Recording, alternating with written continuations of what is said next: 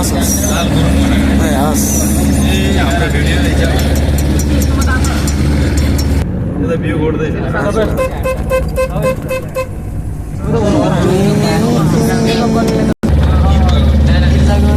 मेरो गीत सक्यो क्या 2 मिनट जतिको बनाइराख ए हस् हस् स्टप गर्दै सिन सिन अरू तर 2 सेकेन्ड 3 सेकेन्ड यता सिन हिमाल निकाल्नु हस् हस्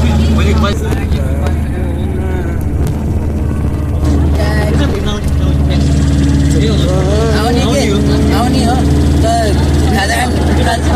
खाजा खाने टाइमसम्म भएन आउने के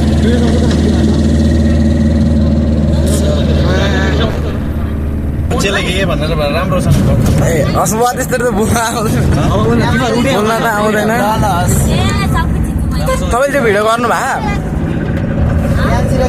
मजाले हान्दिएको थियो भाइले भनेर